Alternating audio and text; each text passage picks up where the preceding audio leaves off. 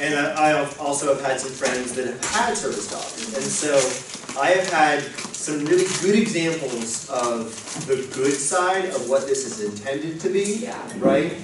And so when I look at a lot of other situations where it's like, oh, this is a service animal, and like, no, it's not. Well, my dog. I've seen what service animals are supposed to behave like, So, and that is not it. My oldest dog, right, exactly. she like actually was a service dog, and then I stopped like actually using her because it was kind of just a lot for me to take her to work and stuff. And you can't have a service dog half the time, and not the other half of the time. Right, yeah. But she's like actually trained to like do circles around me and like large crowds, like to make like a personal bubble, Right, like things like that, or like she knows how to open doors to like go get help if she were need to, like. Yeah. Or like if she can sense my anxiety, like she'll start tapping my foot to like calm me down and like make me sit, like things like that. But my other dog is like a little shithead. We had, I had one friend when I was in Rolla who got a service dog because of her migraines. Yeah. And so it could sense her migraine and warn her up to an hour before her migraine was actually going to hit, because her, like, I get migraines every now and again, and don't get me wrong, they're bad, but like for her the migraines were like curl up in a ball, and you don't want to be in the middle of a 45-minute drive when one of those things hits. Right. No. So, so that's why. But her, once again, her dog was professionally trained, and like, so it was. Well, people. If she didn't tell you he was there, it was hard for you to tell that he was there. Right. So, but then I've also had people who had service animals or sport animals, like, what you have to pet. Yeah. Mm-hmm. Which, don't get me wrong, I can totally see how that still might be therapeutic and beneficial, but there are a lot of places where we wouldn't allow pets. And so like there's a... Well, like ESAs technically aren't allowed, like, I think because this is a private school it might be different, but I know like government buildings they are not allowed in. And so like, where like, Mizzou dorms, like they have to let them in there, but they don't have to let them come to class with you. They don't have to let them like go to the rec center, like places like that. And then like banks don't have to let them in. They typically will, but they don't have to. Grocery stores do not allow them in. Hospitals will let them in if you're a patient in the hospital. Right, yeah.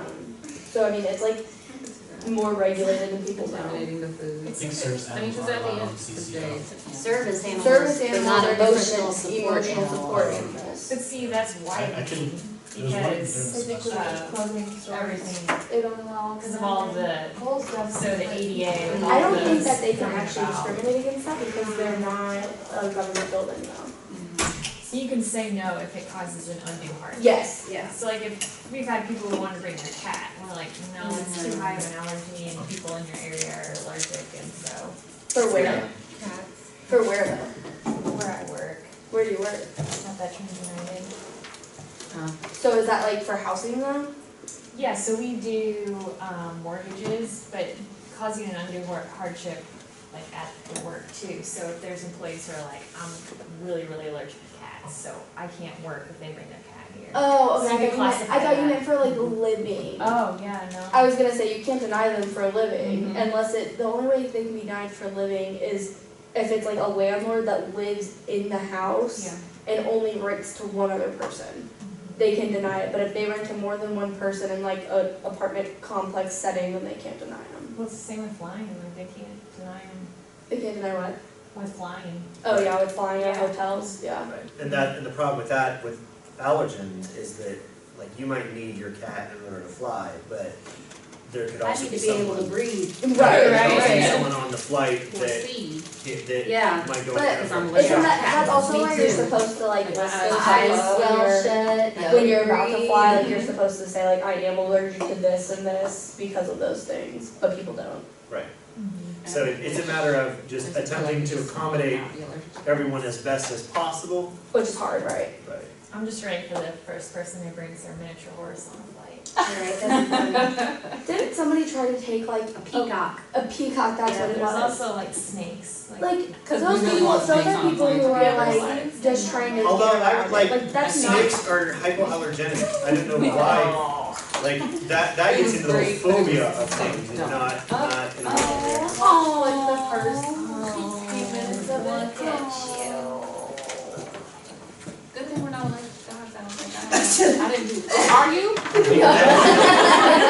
I think it would have been engineered. It's a girl. Good timing. I got a dog there. Right over there, he sat right down, what a good dog. Most dogs wouldn't make it past the first person. Mine would, it's really well. Oh, my boxer would be all up in everybody's Right. business, saying, hey, what's up? All right, so let's jump back into this. Where are we? We're on 32 of 57, so we're about halfway through. We're moving at about the right speed. All right, so remember when I underlined something that said this was going to be important? So what's the difference between an alkane, an alkene, and an alkyne? One has a very E and the Y. form, Pretty much the E and the Y. Very good. The E and the Y. and one's a very poor. I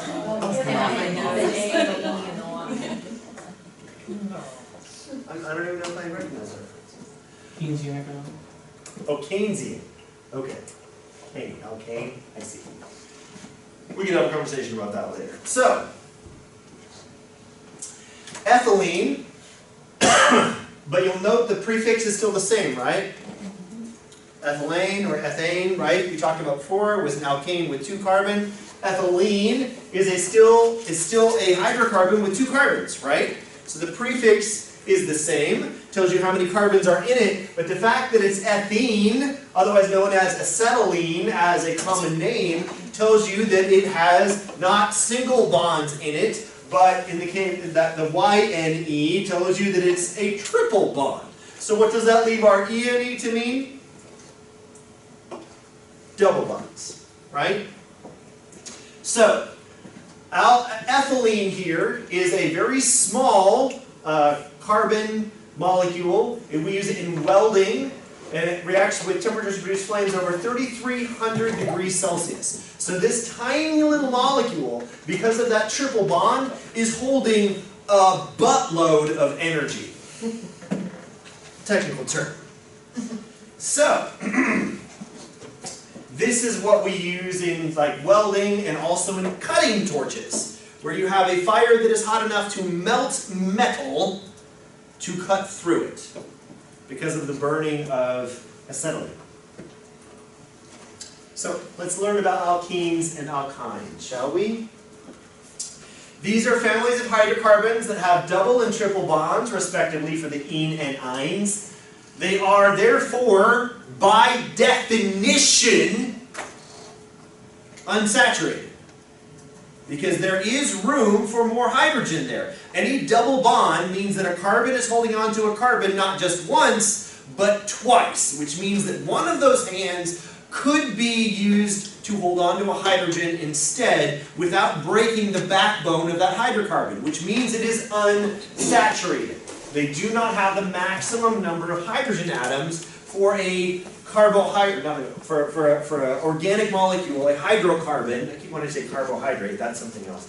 A hydrocarbon as it could, right? So once again, these guys are very flammable. They can react with oxygen to produce CO2 and H2O as well, but they can also react with hydrogen gas in order to break those double or triple bonds to help that molecule to more approach a saturated state.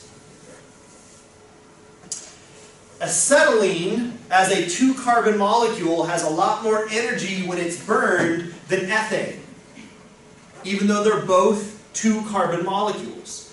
And the reason for that is because of that triple bond holding so much more energy than a few more carbon-hydrogen bonds.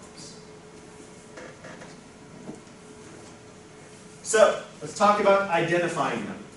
Alkenes have 1 or more carbon double bonds in them. So ethene only has 2 carbons, so there's only one place for a carbon double bond to go, right? Between those 2 carbons. But what do you notice about the shape of this molecule? How many of these atoms would be on a single plane?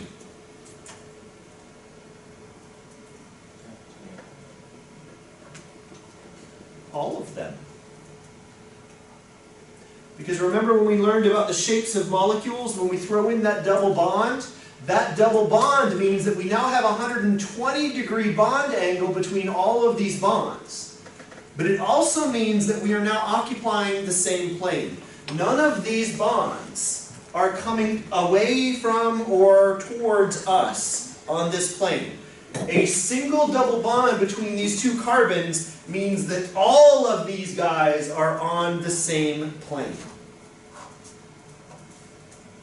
Which is going to be important when we start talking about larger molecules, the shape of larger molecules. Now, if this is connected to another carbon via a single bond, then this bond could rotate, right? But this double bond does not allow for rotation. I can't take, if I could pull this stick figure model out of this board and manipulate it with my hands, I could not take those two carbons and spin them, right? Not without breaking the bonds in question. So all of these atoms in this particular arrangement are locked in to this specific arrangement, which is important.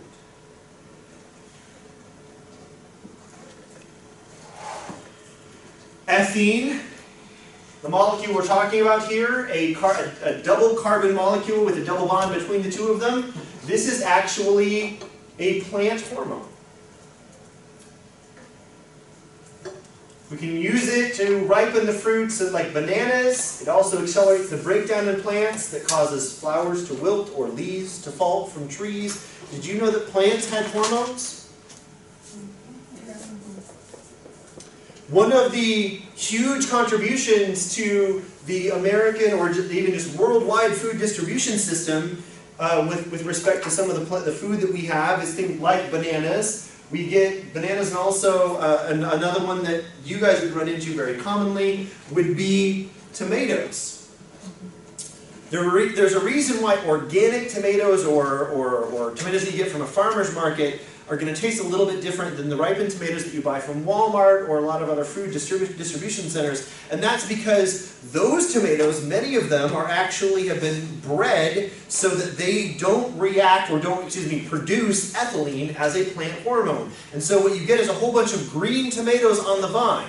Why? Because green tomatoes can ship really easily without bruising and squishing. But as they approach their destination, they get sprayed with ethylene, so that the green tomatoes will ripen, so that when you buy them at Walmart, you get a sort of ripe, sort of red tomato. That makes sense. So that's why when you cut into it, it doesn't just like ooze the delicious tomato-ness. It's one of the contributing factors, yes. What's that? There's like a samey taste to it. I don't know. That's not because of the ethylene, but It's so yeah, good. the texture of it might be different because it is not completely and evenly ripened. Yes. It's also one of the reasons why, you guys ever heard the phrase, one bad apple spoils the bunch? It's a nifty little colloquialism, but it's quite literally true, because guess what else gives off ethylene? Ripening fruit. And guess what ethylene does?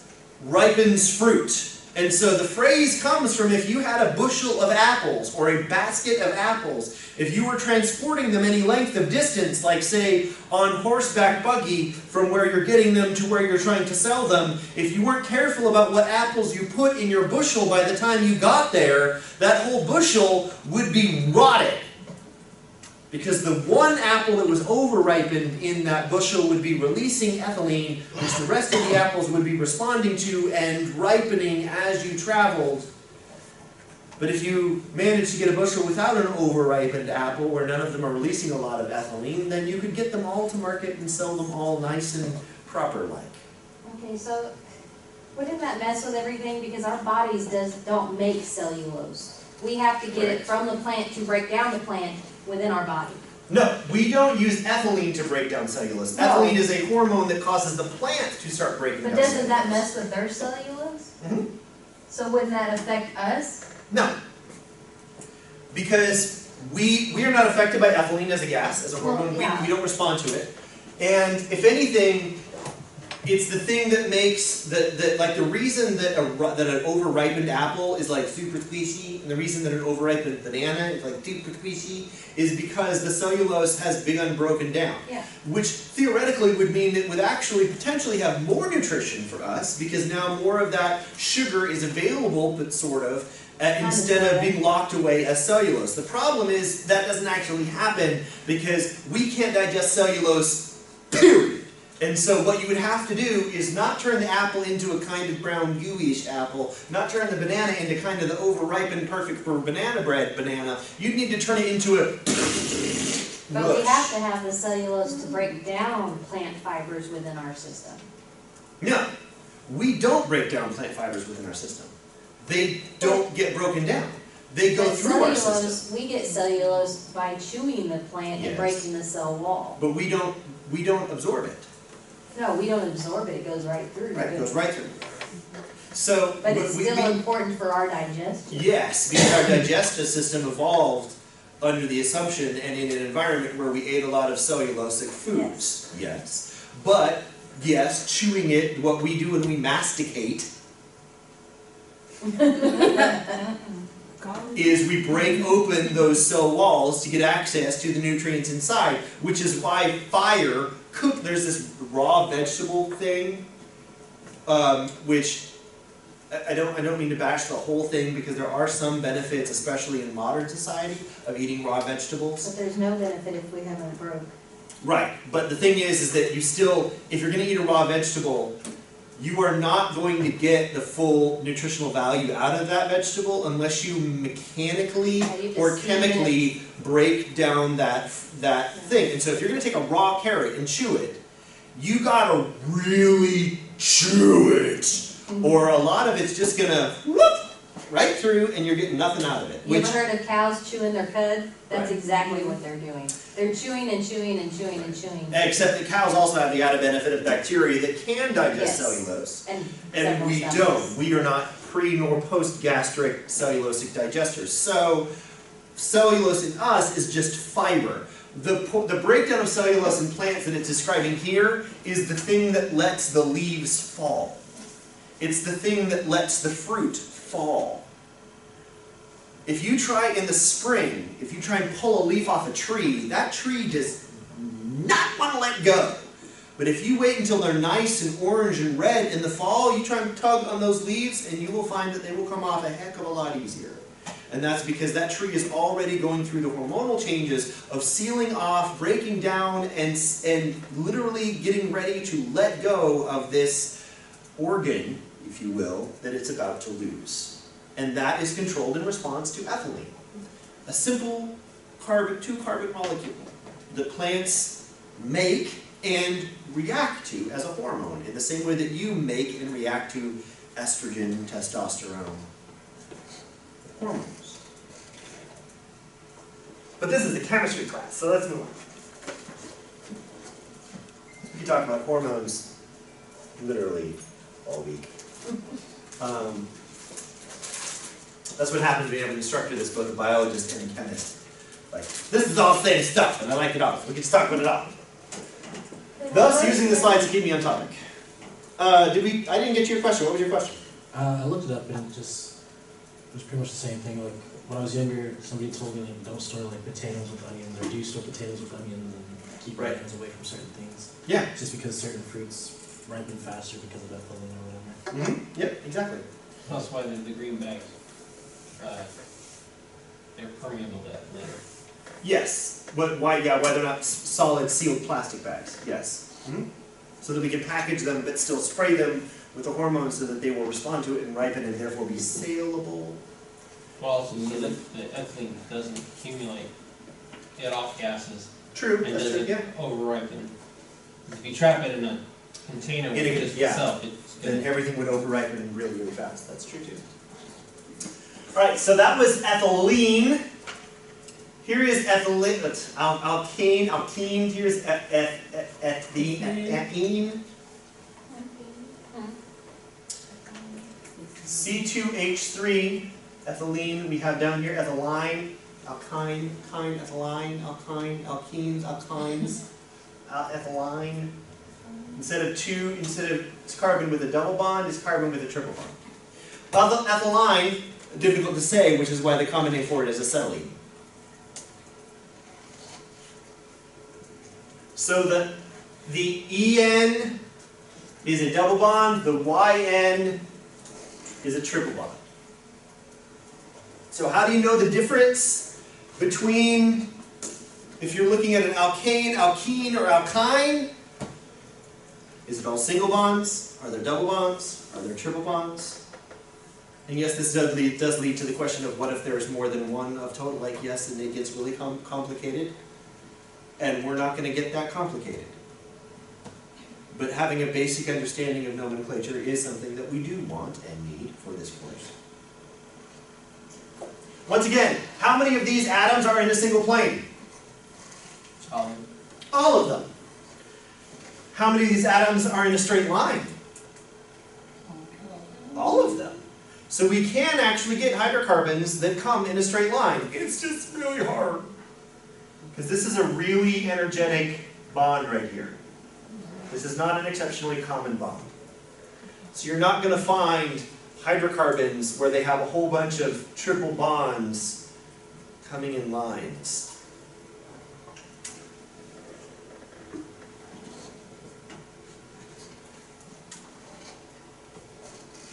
Ethane, here's our alkane. Ethene or ethylene, that's our alkene. Ethine or acetylene. Acetylene is our alkyne, CH3. In all cases, we're dealing with singles, doubles, or triple bonds. Here we have propane. It's a 3-carbon molecule, right? In the middle, we have propene. Because we have a double bond. And propyne. Because we have a triple bond. Now what do you note about this? Is this a linear molecule? Because this one is, right? Is this a linear molecule? No. Now, that being said, that carbon right there and that carbon right there are on the same plane as that carbon right there. Because that's the way it works. But the hydrogens on that carbon, that third carbon off the end, those 3 hydrogens, those guys are sticking forward and back. Right? One of them is going to be on the same plane, one of them is going to be behind, one of them is going to be in front. Because those 3 right there are no longer locked into the same plane. But all 3 of those carbons are locked into the same plane because of that double bond right there. They would also be locked into the same plane if we had a 4th carbon hanging off the end of this, which would be called what? What would we call a 4-carbon molecule with a double bond in it? Well, the alkane would be butane, so what would the alkene be? Butene, right? But it gets complex though. This is propene. Now would it be the same molecule if I put the double bond between the first 2 instead of the second and the third? Would it be the same molecule? Could you take, if I did that, if I took this and just rotated it, would you get exactly the same thing as if I had built it to have the double bond in that first place instead? Yeah, it would be. If we just put a pin right here, and then just spun it like a top. The exact same molecule, but then it'd have a double bond on the left, and a single bond on the right, right? So yeah, same thing. But what if we added a 4th guy right here? We can't do that anymore, can we? Not only that, but what if the double bonds in the first one? Is that different? What if the double bonds in the last one versus, if it's in the last one or the first one, that would be the same, right? But if it's in the last one versus the middle one, that would be different, right? So guess what we might have to do here? In order to name things that are 4 carbons or longer, what might we having to start doing? Putting some numbers in front of things like 1 chloro, 4 chloro, whatever, right? So are those numbers that we left behind a little bit ago are going to start showing up again. So the point here is that you have a naming system that follows the same convention that we've already discussed. It uses those Greek prefixes, but now instead of A and E at the end, we have E and E. And we can do the same thing with cyclic alkenes or cyclic alkynes. Now, cyclic alkynes get a little bit hairy because it's got to be pretty big. But you can get cyclic alkenes pretty easily. In fact, there is a major group of a cyclic alkene that we're about to discuss.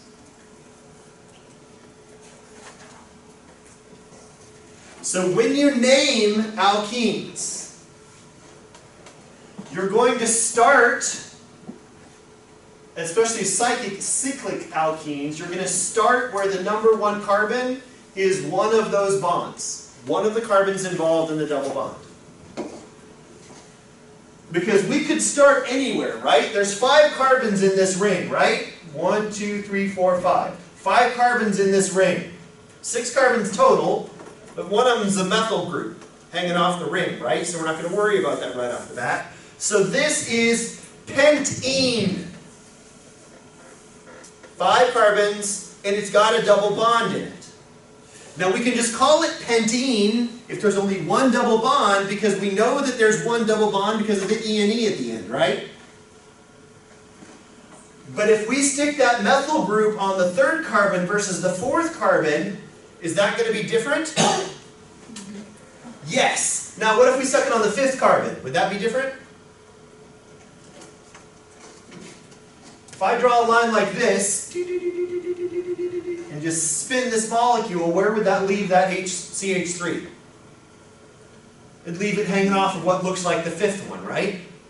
So that's the same thing as this. You always want to start numbering with the double bond, and then you should always have your altered products, your added products, your substitutions, your substituents as the lowest number possible. So you wouldn't call this 5-methylpentene. You would call this 3-methylpentene. But 4-methylpentene, if we had a CH3 hanging off right here, that would be a very different beast than 3-methylpentene. Everybody follow? Why would you not call it the methyl cyclopentene? Well, actually, you're correct. I've been calling it the same thing, the wrong thing the whole time. You would call it cyclopentene. So this is 3-methylcyclopentene, which is the same thing as 5-methylcyclopentene, which is why you don't see it called that. But it would be a very different thing than 4-methylcyclopentene.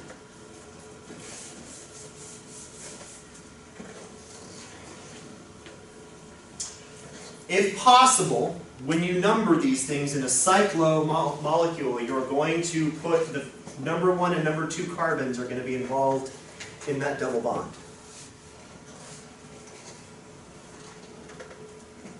Quick questions. How many of those carbons are going to be in the same plane as those 2?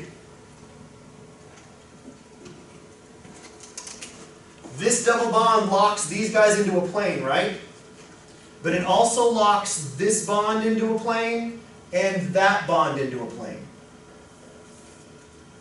That carbon right here is in the same plane as these 2, and so is that one. But the other bonds are not. And so this guy right here, that's coming either in front of or behind the disk. This guy has some hydrogens, right? And they are pointing either in front of or behind. But those 4 right there, those 4 carbons are in the same plane.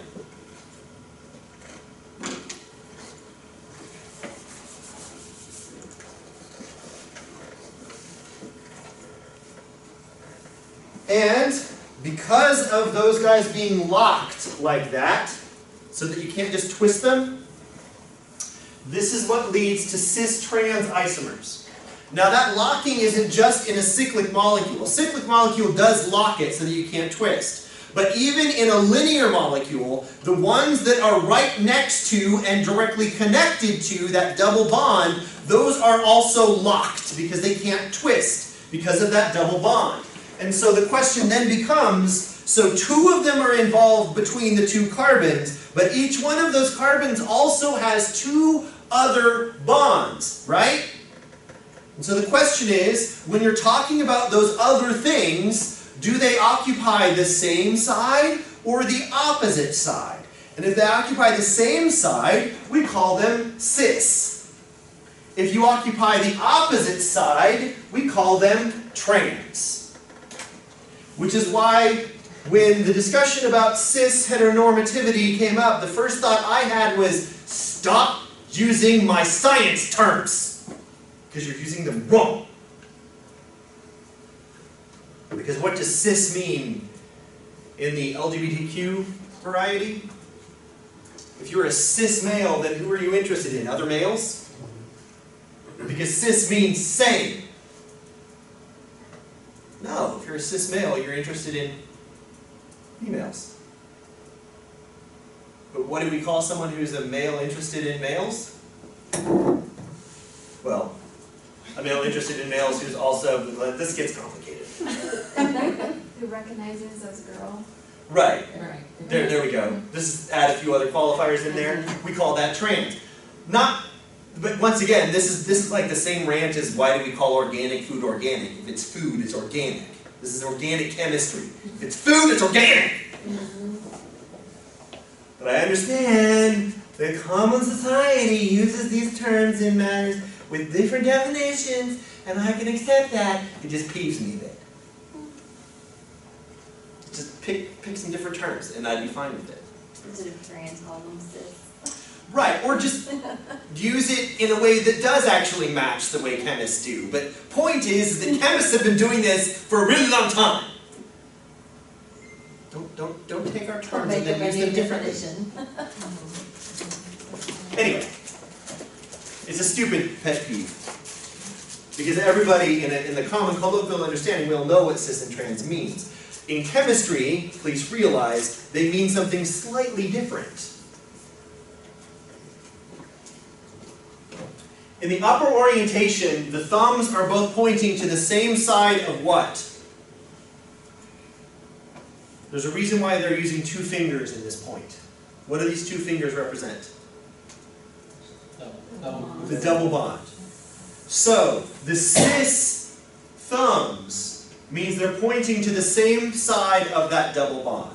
The trans thumbs means they're pointing to the opposite side of that double bond.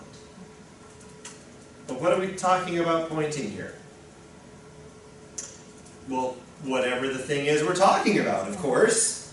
Which in a long chain of hydrocarbons, here's the thing. What are we actually talking about? No, it's not saying that they're good. So, what are we actually talking about here? Let's put this double bond inside a long chain of carbons.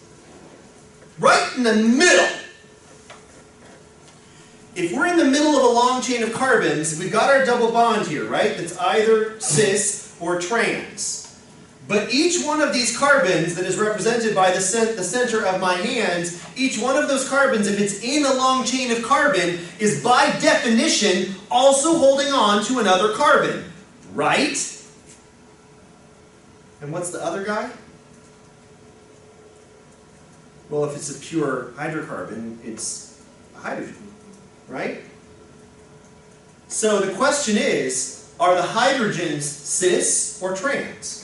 Or you could say, are the carbons cis or trans? If you have a cis bond where the hydrogens are cis, what does that mean about the carbons? They are also cis, aren't they? Because if these two pointing up are hydrogens in a long carbon chain, what do the bottom two have to be? The carbons, right? And so if you have a molecule where it's a trans molecule, if one hydrogen's pointing up and one hydrogen's pointing down, then what does that mean about the two carbons that are pointing out as well? Well, one of them's pointing up and one of them's pointing down. So a trans isomer has the same constituents pointing in opposite directions. A cis isomer has the same constituents pointing in the same direction with respect to that double bond. What does that look like in chemical structures? It looks like this. This is 1,2-dichloroethene.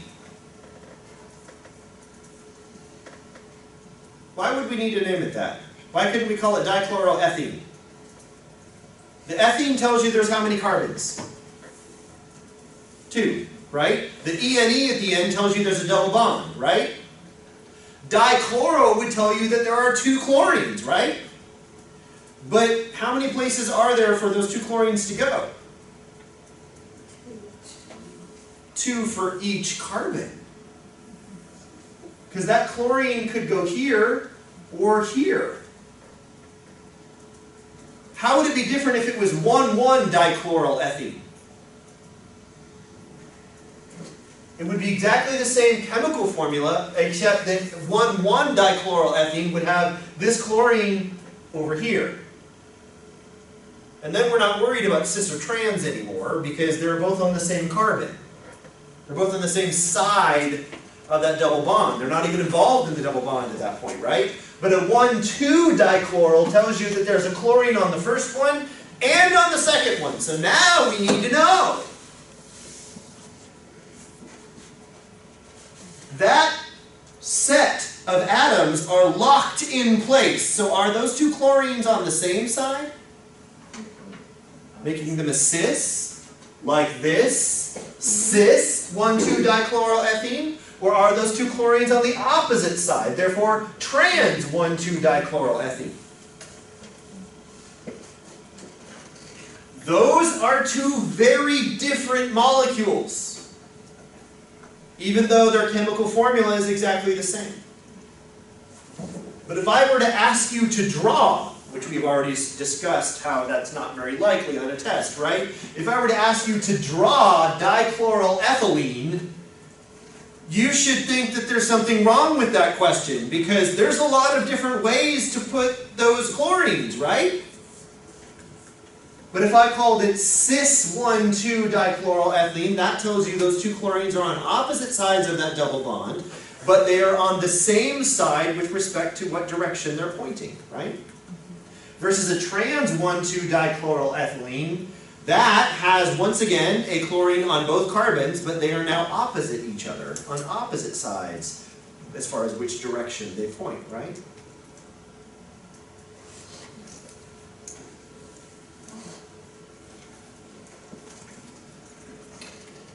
Here's why this matters.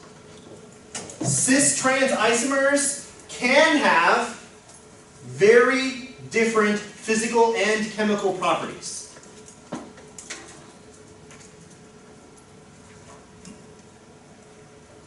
Where does this have an impact on health?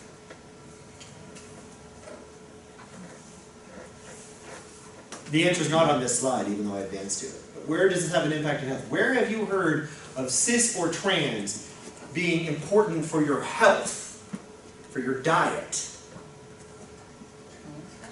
Trans fats. What do we know about trans fats? Are they good for us or bad for us? They're bad for us. But what's the difference between a cis and a trans fat? It's exactly the same number of carbons. It's exactly the same number of hydrogens.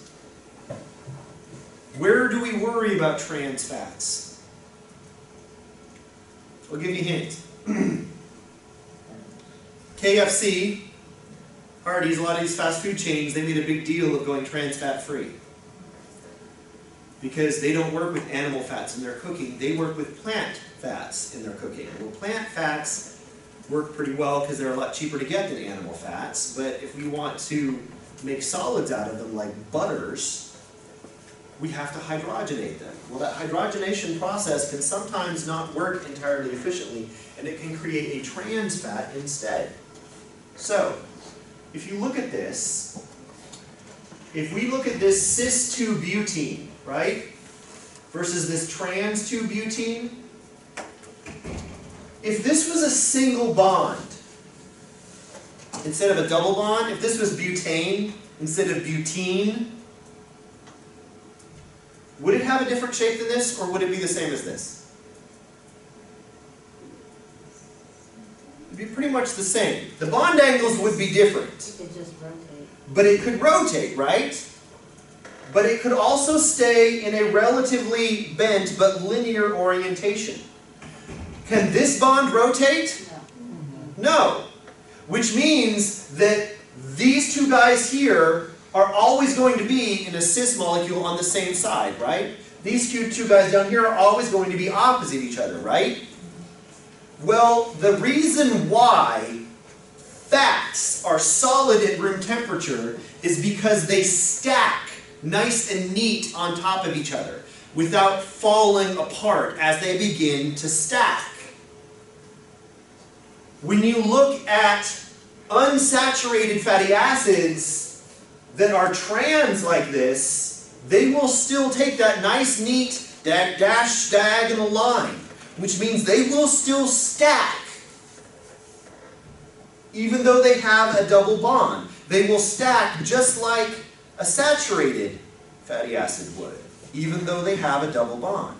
This guy, you guys ever played with Lincoln Logs before? You know what I'm talking about? You can make all sorts of shapes with Lincoln Logs, right? But that's because they make a relatively straight orientation. I'm going to sneak in and take all of your Lincoln Logs, and on half of them I'm going to melt them just enough to bend them at a 120 degree angle. I'm going to leave them there for you to discover the next day. When you try and build your log cabin with your Lincoln Logs, how easy is that going to be? With all those logs bent at 120 degrees. Rather difficult. I'm gonna be more perplexed if you haven't bent mine. You'd wonder why I ruined your Lincoln Logs? My wooden Lincoln log. Well, if you have wooden Lincoln Logs, wow, you have wooden Lincoln Logs? You say something about age. I'm just gonna. I didn't even know there were non-wooden. Trans- I didn't know there were non-wooden either. I know. Right. I didn't know there were five. You can still get them in wood. You can get, yes, if you look. If you want, you can also find them in wood if you go to Bass Pro on Christmas. They have a whole bunch of toys laid out for kids, and they evidently have, let's say, some vintage Lincoln Logs that they let kids play with. But a vintage cap gun. Yes, exactly. So, why is it important? Here's the thing. The only way that you get trans fatty acids is via chemical alteration. Let me rephrase. A pig never stores fat as a trans fatty acid. A cow never stores fat as a trans fatty acid. When you eat too much and pack a moment on the lips into a lifetime on the hips, it's never stored as a trans fatty acid. It's always stored as a cis, if there's a double bond in there. When we make fats, they're always cis. Why? Because the enzymes that can digest our fats can only digest, care to guess? Cis. So what does your body, your metabolism do with all those trans fats from all that margarine and cooking oils and fats? Nothing. It doesn't know what to do with them because we don't have enzymes to digest them, which means they just collect in your system, but can't really be used. It's like getting more and more and more bent Lincoln Logs, except that they're not really bent. They still look like they're supposed to, but they just don't fit. You get too many of them and bad things happen. It lengthens your shelf life. Well, in humans it shortens it. It lengthens their shelf life, yes, in your body. Causes a nice little heart blockage. Yeah, exactly. Causes all sorts of, or I should say has been linked to all sorts of health problems. I can't quite say it causes them. It's been Yes, it's been linked to all sorts of health problems in the same way smoking has, yeah. right? So, there we go. So this is why it's important. Which side of that double bond the rest of the molecule is on can have a huge impact on, therefore, the shape of that molecule. And biological systems are very, very dependent on the shape of molecules. And so even though the molecule might look exactly the same when you draw it out like this, or when you draw it out, or when you name it dichloroethylene, that cis-trans thing can make a really big difference with respect to whether or not a chemical is bioactive, with respect to whether or not a chemical is toxic. Quite simply, just because of which direction the thumb is pointing. So, these are isomers. An isomer is just another name for a molecule that has the same chemical formula but a different shape. a cis isomer of butene, a trans isomer of butene. Once again, if these were single bonds, it wouldn't matter because they could just bend and twist around each other into any and all of the possible shapes. It's the double bond that locks it into position that means we have to start worrying about cis and trans, which means that you should never see a cis or trans alkane. Does everyone understand what I just said? Because an alkane can twist. Right now it might be cis, 5 minutes later it's trans. 5 minutes after that, it's back to cis, right? But that means that your body can still work with it. If you can't work with it right now, give it a minute, it'll shift around a bit, now we can. But these guys can't shift. Chemistry in the news.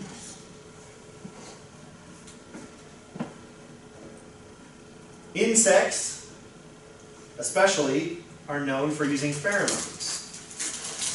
Queen bees, queen ants, they communicate with their nest almost entirely via pheromones, chemical signals. They can be a danger marker, they can mark a trail, they can attract the opposite sex. Different pheromones can help them differentiate between different species. You guys ever killed ants in your house? Like as you notice them coming in, you kill one? Doing so actually attracts other ants from a warning signal that is given off when you kill that ant. You release a pheromone that will affect the way other ants respond. Depending upon how much of what pheromone gets released, you can either warn them to not come here, or you can warn them that war is occurring and they should swarm you. Kill more. There is a threat! We must attack! I always thought it was just because they were coming for the attack. Pheromones are all... Yeah, that's nice. Coming to warn their lost friend. Yeah. That's cute.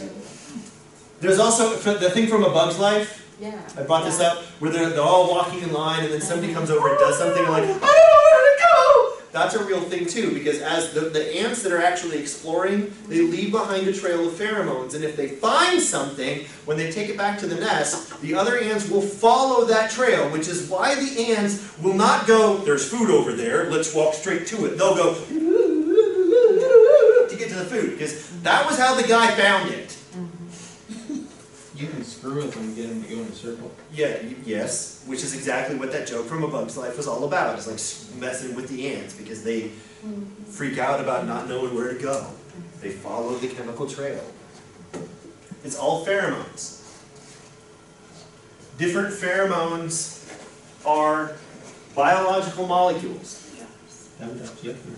This is a gumdrop model. Yes. One pheromone is bombacol. It's a sex pheromone produced by female silkworms. It contains one cis double bond and one trans double bond. In that hormone, there's both a cis and a trans. But if you put them in the wrong places, you get a completely different molecule. Tastes the same. Yeah, probably would. There is some argument as to whether or not humans respond to pheromones. The jury's... Let's just say that there's a lack of a preponderance of evidence that we do. There's some anecdotal evidence that we might. But pheromones are a huge way of communication for colonial insects and non-colonial insects.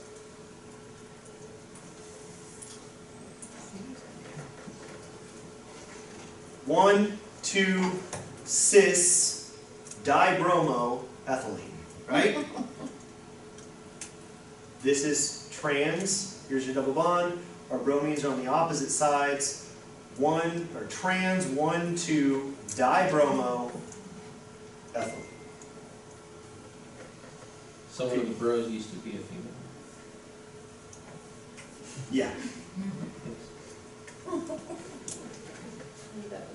That was horrible. Sure.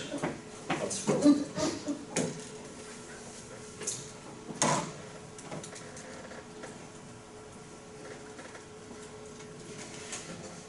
To be fair, the only reason why I'm in any way mocking the cis-trans issue here is because it is topical. not because it is in any way deserving of being mocked. Just pointing that out, in case it needed to be said. They just need to use the right definition. Well, yeah, it's, Language is all about communication. So it is a pet peeve of mine because I find language to be so important, but also because it's what it's like, I already had that word, right? Pick a different one. But that being said, there's a lot of situations where like language is an evolving and changing thing. So as soon as Webster's added an alternative definition to cis or trans to the dictionary, I no longer had claim to it as a biologist or chemist. So, you know, it's like, it would be like complaining about the use of the word cheap. Like if I said I found something cheap, I got some, you know, some cheap soda. So when I say that, do you hear I got soda that was very inexpensive, or do you hear I got soda that was crap? Because both of those meanings are found under the definition of the word cheap in the dictionary, but they do not mean the same thing, Yeah, right? but English is that's all English is made up of. Yeah, English is a bastardized version Yeah. of Everything. everything. Yes, you were correct. But still, even French goes through that same changes over time. Languages evolve. You So- realize real quick when English isn't your first language, that it's retarded. Yes. But second to Japanese and a few dialects of Mandarin, English is one of the hardest languages in the world to learn. Because there's so many words that mean the same thing. And it makes no sense. Yeah, makes no sense. Japanese, if you get one character wrong, you got the Yeah. whole sentence wrong, you got everything wrong. Yeah, exactly. And then everybody went around getting tattoos of Chinese symbol, and that does not mean that. I was stupid and did it too, so, but everybody's. Yeah, but you can just like this. Like you look at like Latin. There's a guy who makes. Like, it kind of go down and then it means something else because of aging and skin sagging. Oh, that's That horrible. It has to There's- be certain way. There's also a guy who Symbol does that who makes it means that like he something takes different pictures of to people that. with Yeah. Latin quotes. And then actually tells them what it was that they got tattooed on their bodies. Like you think you got something quoted in something in Latin and it sounds cool. It's like, no, actually, this is what that actually says in Latin. And that's because most people, when they want to get a Latin quote, they just put it into Google Translate. Yeah. And that only goes so far to understand the grammar of Latin, right? So it's like, no, actually, you should have maybe checked that with Yeah. someone who is knowledgeable about that. When I was 20 years old, I got a small thing. It was supposed to mean mysterious. It means Olympic. Hey, I think that was an upgrade. When you go to Japan, or you'll find people with T-shirts that have cuss words on them, because it's it's American. American word, Yeah. yeah. Like, you got bomb. They'll think they'll think it Nice. means something cool, and then Right, yeah, exactly. they're like, Nope. that's not what it means. That's not what that. You would not want to wear that shirt when you go visit America. That would. That's Especially with the U. Anyway, hydrogenation is a process that we use to convert liquid fatty acids to solid fatty acids.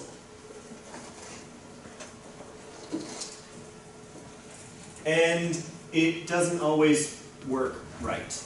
And that's where these trans fatty acids comes from, is improper hydrogenation of otherwise saturated molecules. So how do we do that? Well, in alkenes and alkynes, why not alkanes?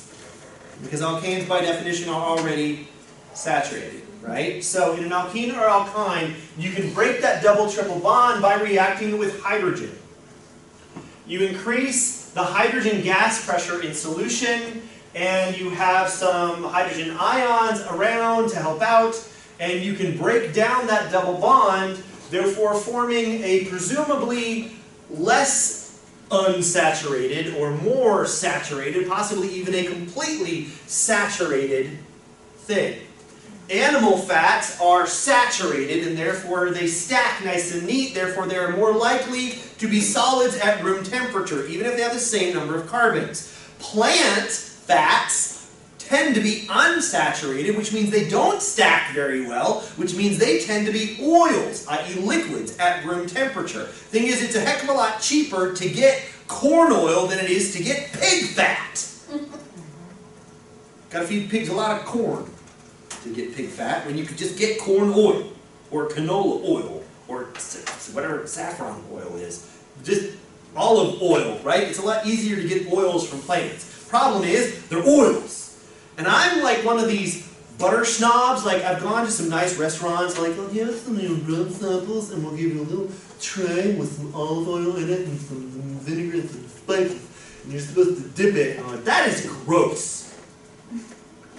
I just want some butter, I want some bread, and I want to slather it with butter, and I want the bread to be hot so the butter will melt, and that means that I'm doing exactly the same thing, except somehow it tastes really, really different. Like, I can't stand just dipping bread in olive oil. Like, I guess I just don't have a refined enough palate, but it's the same freaking thing!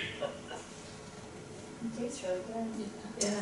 I have had some examples where it does taste really good. I've also had other examples where it's like, I'm just shoving an oily bit of bread in my mouth, and this is nasty. So, like, you know, but that's what I mean. Just give me a nice flavored butter, and I'll be happy. I don't know what to do with a plate of olive oil.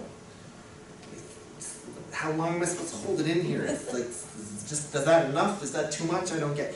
Anyway. But it's the same stuff. So the reason why, that's where margarine comes from, is you can take these cheap plant oils and turn it into something that makes a butter, and you can give it to a guy like me, and I'll go, thanks, and I'll spread it all over my bread. Possibly consume some trans fats while I'm at it. So how do we do this? Hydrogenation is when we take an alkene and add water, or excuse me, hydrogen gas. We have to have a catalyst for this to happen, though. And by that, what I mean, we don't really define what this catalyst is or how it works in this book. We just say that the process requires some of these guys, some of these metals around to do it. Hydration is when we're combining an alkene with water, and that's going to result in an alcohol, a hydrocarbon that we will discuss at some length in the next chapter. So if we hydrogenate an alkene, you end up with an alkane. If you hydrate an alkene, you end up with an alcohol. Once again, hydration of an alkene requires hydrogen ions hanging around as a catalyst, so that means that you're going to be doing this in an acidic solution. Remember when I told you about how the pH of solutions is going to become important later on? Here's our first instance of that. So here's what happens. Here we have our alkene, right, with our double bond. What you can do is you can bring in gaseous hydrogen, and that gaseous hydrogen will line up right on top of that electron density, right? And so it has electron density in that bond right there, between those two hydrogens. Well, this double bond, I can actually draw that as a little bit of just electron density right about there. Well, this is also electron density right about there. Well, what we could do instead is we can change that electron density just a little bit, so that now the electron density is pointing up and down instead of side to side. And what has that done to the double bond? It's turned it into a single bond. Because that single bond is not the electron density. This is a concept that we have not really been introduced here, but single bonds are more like direct sharing, where I am holding your hand and we are holding on to each other. Double and triple bonds, those are kind of like, I don't know, some really involved, like, you ever had one of those friends that had those stupid little handshake thingies where you're just doing all sorts of flappity stuff with your hands? Like, those double bonds and triple bonds are kind of those extra hands kind of reaching out and just like, you know, flapping each other a bit, hanging out, being cool, but they're not, it's not the same thing as that single bond. So if you throw in a couple of extra flappity hands, they might just form some really strong, straight covalent bonds instead of that disassociated electron density that they had before. And so you just literally have a swapping. Instead of these two bonds like this, you end up with those two bonds like that. And thus, you now have carbons with 3 hydrogens each. Then that would be a saturated hydrocarbon, right?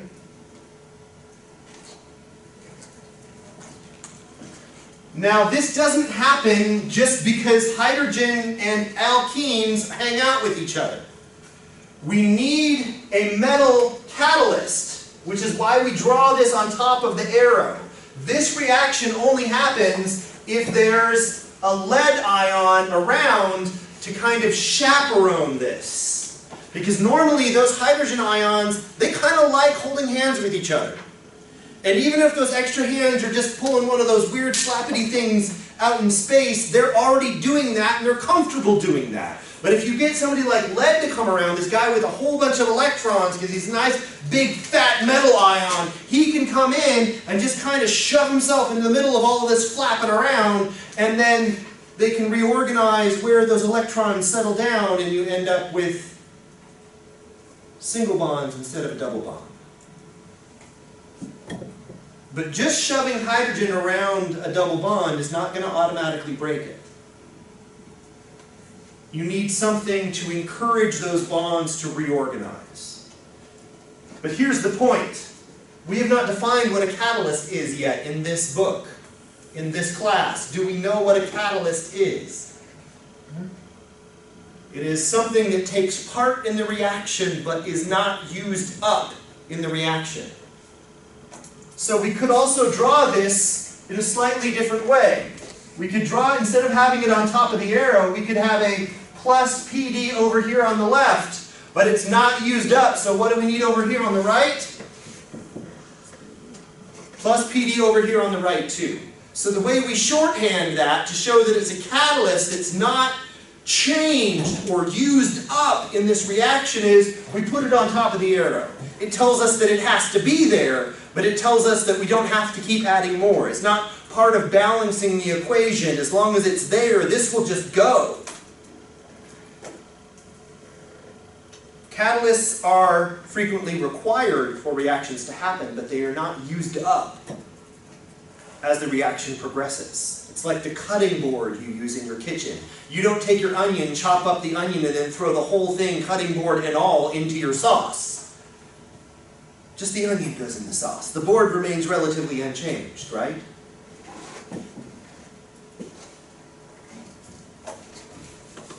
That is hydrogenation. Adding hydrogens. Breaking that double bond to add hydrogens. We do that to take that cis double bond in oleic acid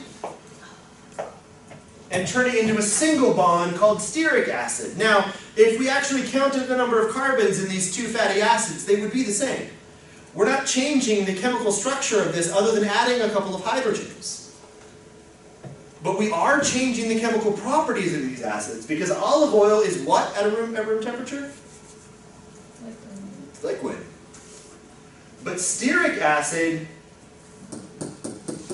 otherwise known as margarine, is a solid at room temperature.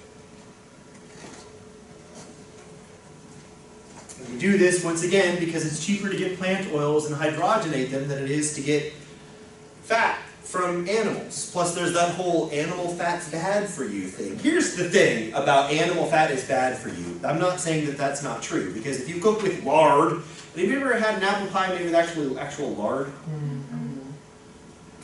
He says longingly. There's a reason. If you got grandma who does some old style southern home cooking, she might cook with actual lard, and it's tasty.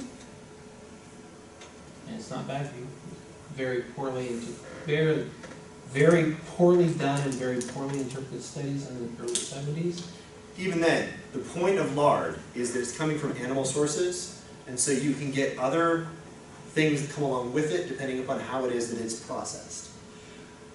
Plant oils are a heck of a lot easier to get in higher purity, and then we just hydrogenate them to make margarine. And so it's cheap, it's butter, but it's cheaper than butter, and plants aren't complaining about how you're treating them as you raise them. So it's got to be better, right? Except for the problem that we didn't realize the whole time we were making trans fats too, and that was bad. Oops.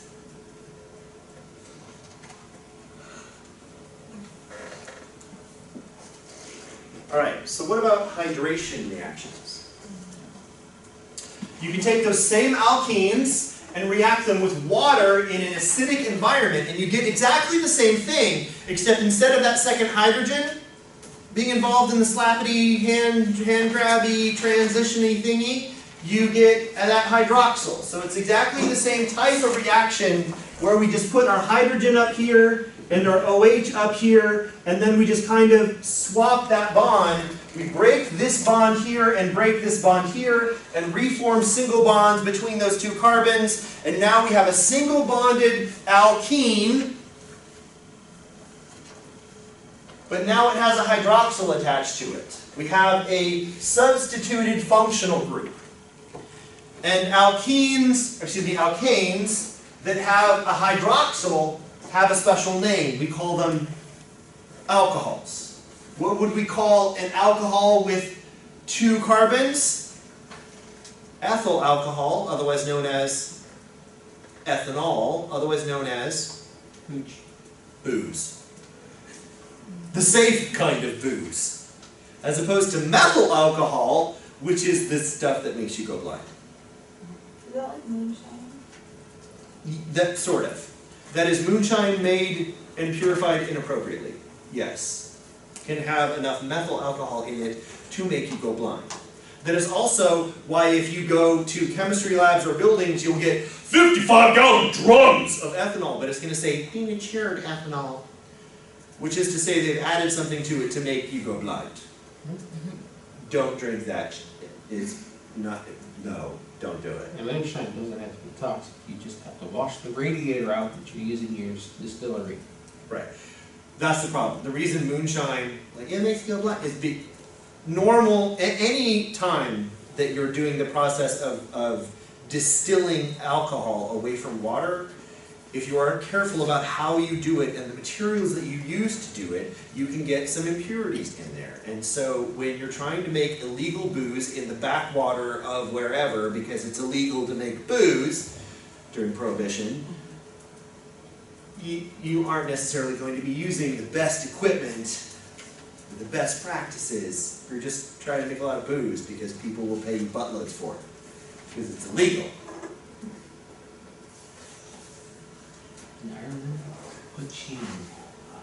So, it's the same type of reaction, except now instead of needing a metal catalyst, now we need hydrogen ions as the catalyst, which is why this reaction occurs in the presence of an acidic solution. You need a high concentration of hydrogen ions. And what you end up with is an alcohol. And if you started with ethylene to begin with, you end up with ethyl alcohol. Now that is not to say that the normal process of making alcohol is this. The normal process of making alcohol is just letting yeast do all the work, and they just take carbon and metabolize it, and their natural byproduct of that is ethyl alcohol. But we can take ethylene and put it into an acidic solution and convert it chemically to ethanol. We could also do that with pentene or octene and convert it into an alcohol. Convert it into a saturated reaction that has an alcohol or a hydroxyl functional group on the side.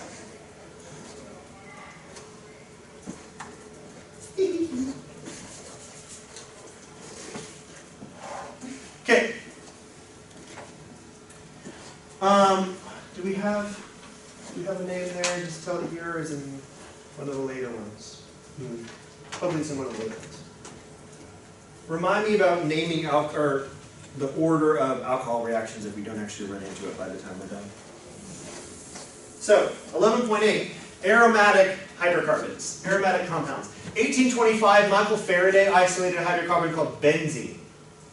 6 carbon rings, there's a double bond every other carbon. So how many of these molecules, with respect to the carbons, actually, no, in this case, with respect to all of them, how many of these molecules are in the same plane?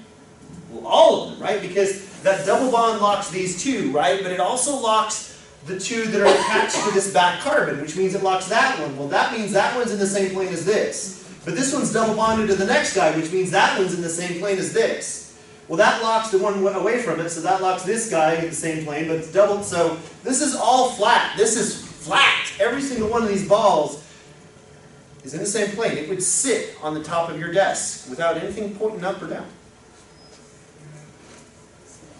And here's the thing.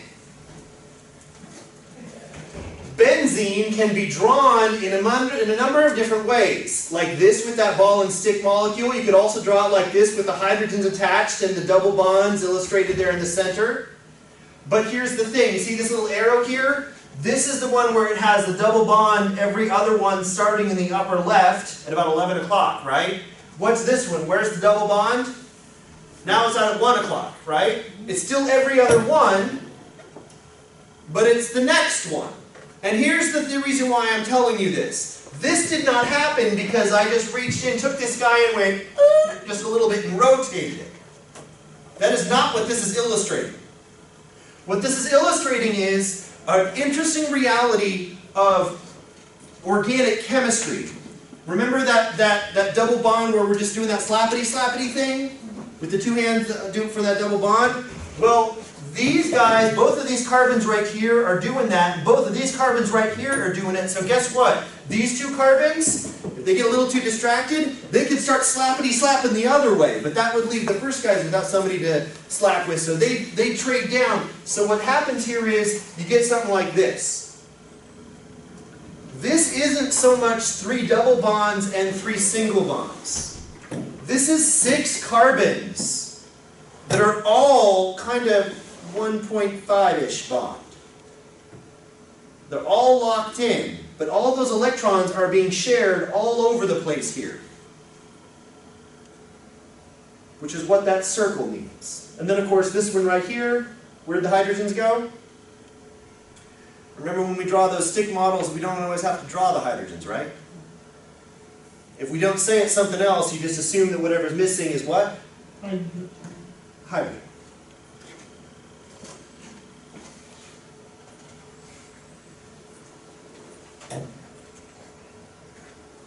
So how do we name them? Well, a 6-carbon ring that's aromatic like that is just called benzene. So, a cyclohexene with 3 double bonds is benzene. Everybody follow? A 6-carbon cyclic molecule with 3 double bonds is benzene.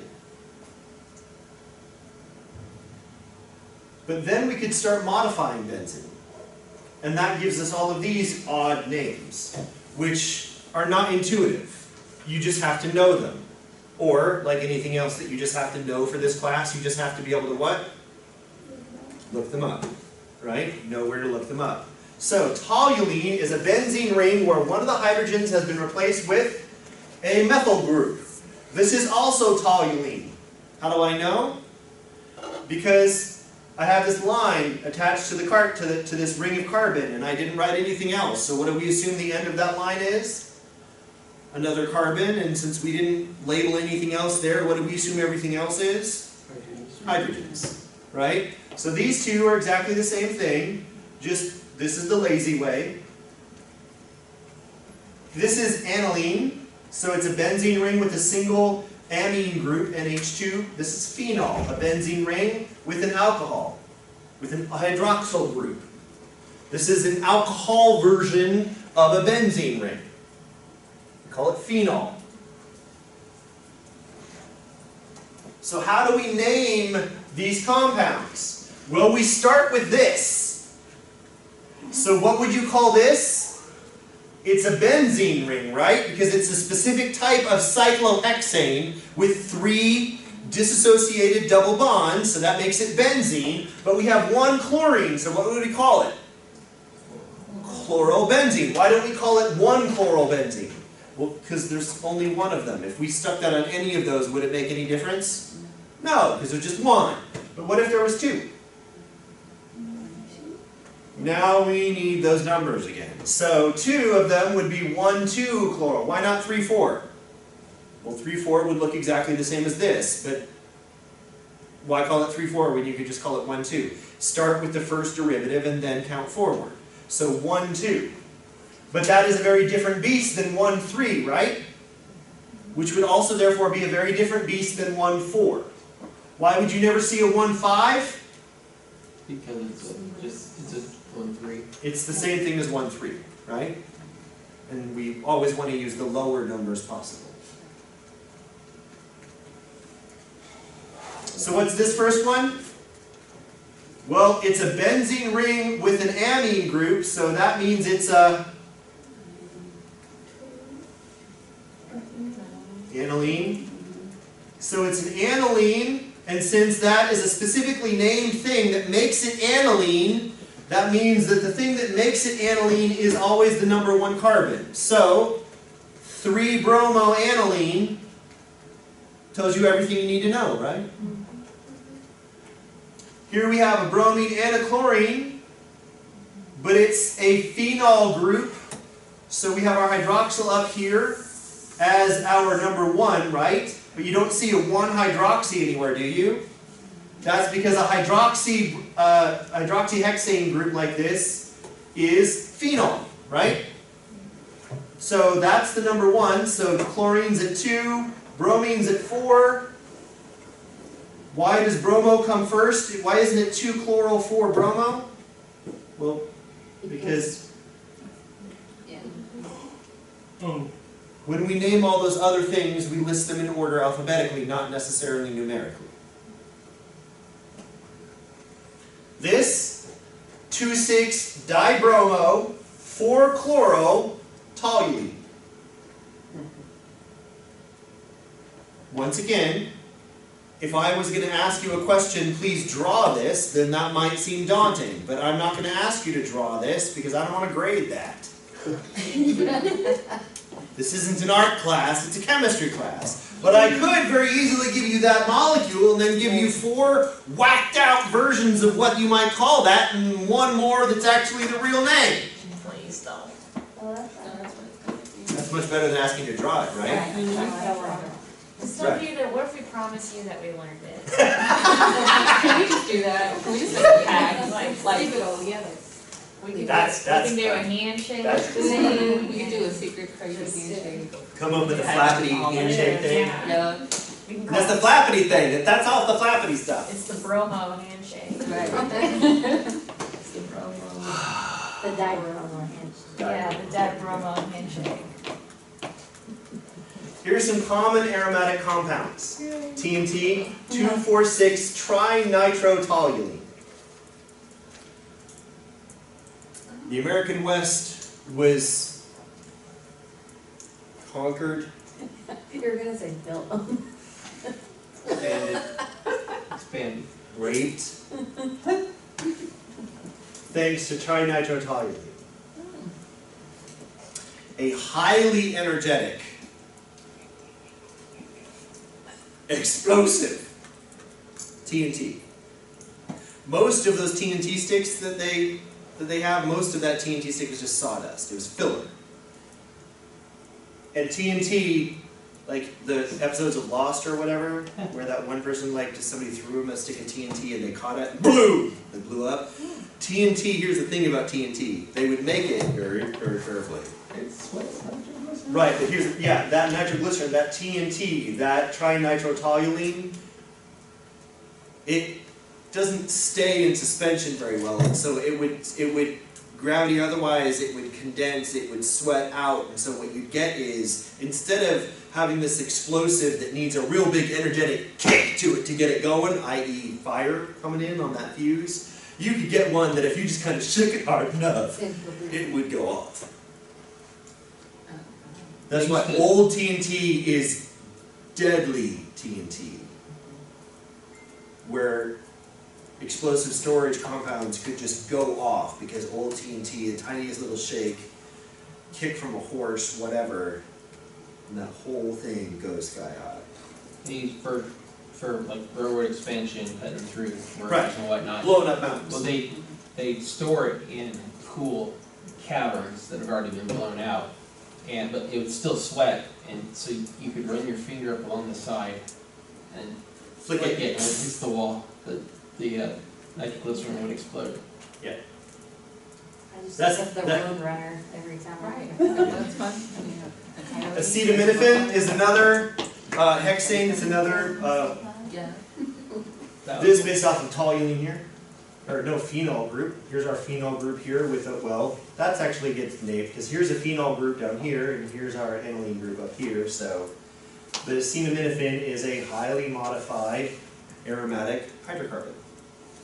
Aspirin, a highly modified aromatic hydrocarbon. Vanillin,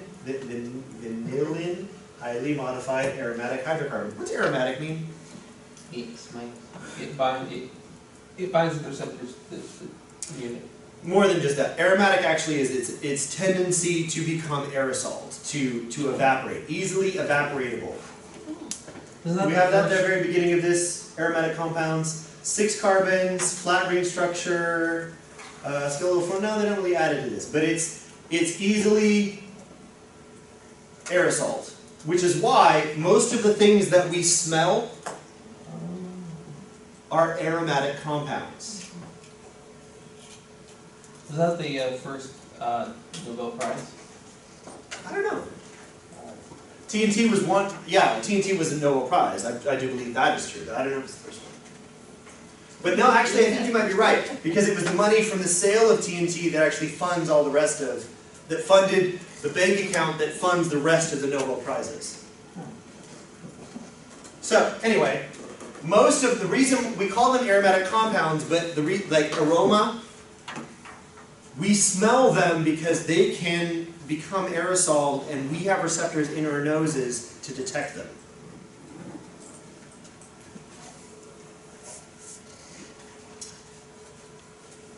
And that is chapter 11. Do you have any questions? So, how much of this was just review from your high school chemistry course? Yeah! You're excited about it. And this is still, I want you to appreciate this. We're going to, chapter 12 is more nomenclature for slightly even more complex things. Because what we dealt with in here, if you were really paying attention and had an inquisitive mind, which I understand if you weren't because it's hard enough to stay awake, I don't blame you.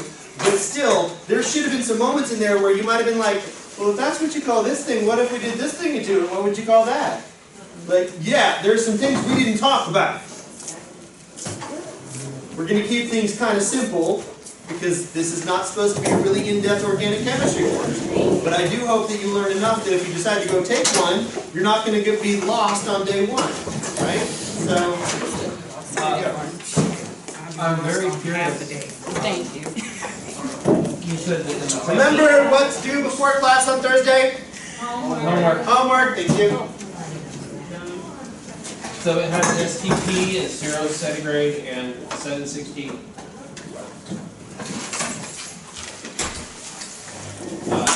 Except in 1982 that was changed to 750 point something. Atmospheres, you mean? Or millimeters mercury? Instead of 1 atmosphere? 760? So the homework, is the homework for last week due this week? Yes. The homework that opened up Okay. at the same time as the test, which actually meant like noon the next day because I went and saw a movie. You weren't here for that. We had a big chat about it. So normally the homework would have opened at 8 o'clock at the same time the test did. I already had the test done because I knew that the movie activity was coming up, but I did not yet have the homework done, and I knew that I would not have time to do so unless I stayed up till 3 a.m.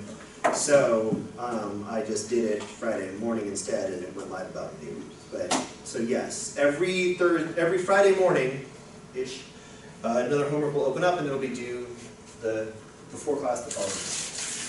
I always get confused because for some reason I keep thinking that the homework opens up on Monday and then you have Thursday to do it. Well, that still works as long as you just do it every week. Yeah, you don't have to do it the Thursday or the Friday I open it, but it's there if you want to. But half the class waits until Wednesday afternoon to start. Understandable. I procrastinated a lot too. But what I don't want to do is have somebody coming into class and then 20 minutes into class being like, and like, because it's gone. It's too late. Especially since with the first one we had a couple of students that forgot. Yeah. I got the dates wrong on the second homework. So on question 30 on the test, I think you opened yourself up. Your question 30, you mean? Yeah, my question 30. Says a buffer is a solution that tends to maintain a neutral pH. If it's maintaining it, it means that it started as neutral. So even though a buffer is supposed to maintain the current pH, in this case you already established that it was neutral.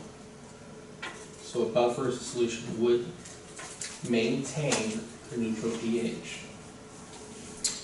I believe that's a Bazinga.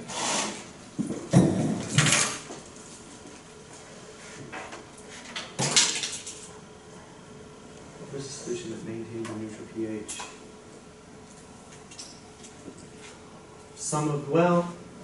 Your better argument would actually be that a buffer is a solution that maintains a specific range of pH, right, not neutral. So since some of them do not actually maintain neutral pHs, Right, but that would make the true-false question false.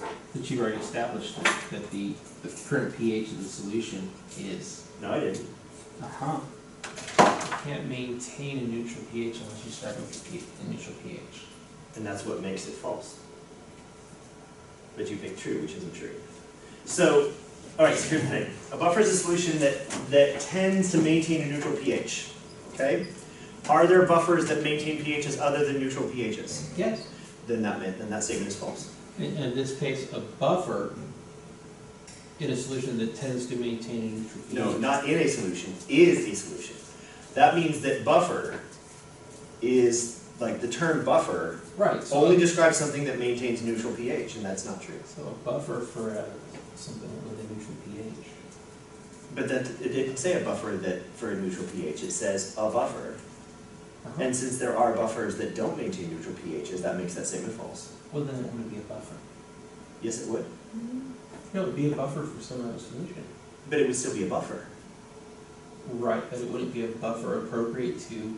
But I'm not making any assumptions about appropriate to. You're reading more into the question than there is there. A buffer is a solution that maintains pH, not neutral pH. pH. There are Right. buffers that will maintain an acidic pH. There are buffers that will maintain a basic pH. There are buffers that will maintain a relatively neutral pH. Yeah. But buffers maintain pH, not neutral pH. So that makes a statement like that false because you can have a buffer that does not maintain neutral pH. Yeah, I get that. You're saying that the phrasing of that assumes that it's already a buffer maintaining a neutral pH before we say the It neutral only, pH? by definition, it can only be a buffer in that situation because you've already established the pH. I don't establish the pH to the end of the sentence. It's maintaining a neutral pH. Maintaining means continuing as what was before. So you started with a neutral solution, you add a buffer. Buffers do maintain pHs. It's the neutral part that's the key word there. Right. But all buffers maintain pH. Right. So that sentence is fine. It's the neutral part that's the key word that makes you realize that it is not a true statement. Because some buffers don't maintain neutral pH. They do maintain pH. Right. I'm saying I'm disagreeing with your assumption that there is an assumption. Because that's not the way true-false questions work. If there's any condition where that sentence is false, then it is false. You've already established it's No. true. I haven't. You're maintaining a neutral. That means it started with a neutral pH. No. So a No. buffer. Because you're describing the statement. If I described a solution where I already had a beaker there, and then said I added something that maintained what was there, then you could say that there's that assumption. Question? Oh, I tried to bring it up, there was a question about, like, something that you could look at the back of the book as a definition. Okay. I don't know, you look it up in the back of the book, but it doesn't have the answer on there, so I'm gonna have to email you about that Yes. question. Cause And if there's a problem, then I can go back and fix it. It's not STP, is it? no. It's, And that would be, a question about STP would be a problem if you're comparing Google to your book. And in the cases of these tests, your book always trumps Google. We just paid for the 14th edition, which is very recent, the 13th edition. And they haven't managed to correct something from 1982? I have a question for you. Yes. Did you upload any of the videos from last week? I was not here one day, and the camera pooped out on the other day, so, Okay. So there's, so, yeah, it was an unfortunate thing. I doubt my email came in time to, It did. oh, thank you. Yeah, there was, I guess it's just bad luck, I was sick. yeah, I actually shouldn't, but I feel bad. Well, and that's the problem. If I end up teaching this class a lot, I will likely try and find a way to do my own lecture capture. Yep. Because that way, whenever I'm here, you can still get access to it. But unfortunately, that's not the way it's working this time. See you Thursday.